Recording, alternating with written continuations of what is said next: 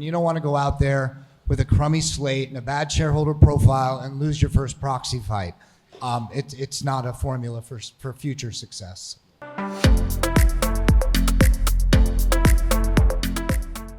How would you advise a first-time activist going abroad? The number one thing is that you have to be able to attract high-quality director nominee candidates.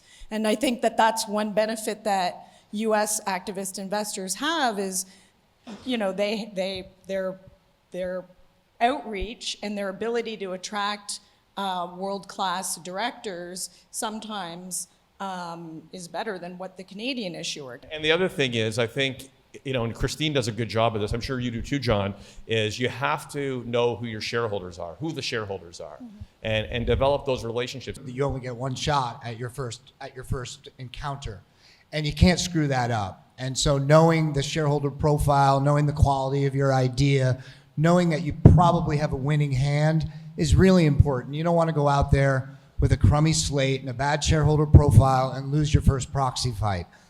It's not a formula for future success. I would just say, like, when you're doing cross-border, sometimes laws exist on both sides that you don't think about, right? So for example, one of the benefits of being a shareholder in a Canadian company is that with 5% of the issued and outstanding stock, you can requisition a special meeting at any time. You can call a special meeting.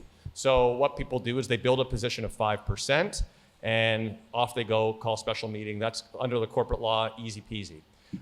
If it's a cross-border company that's listed, let's say on the NASDAQ and on the Toronto Stock Exchange, you also have to think about US rules. So for example,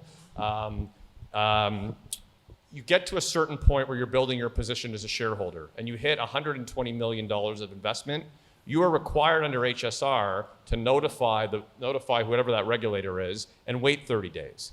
But if you were just a Canadian, you wouldn't even think about that. And so you can trip up, and then they can weaponize those foot faults against you if you don't know what you're doing. So like, it's that type of things where, like, you really need to understand how the rules fit together if it's a cross-border type of transaction.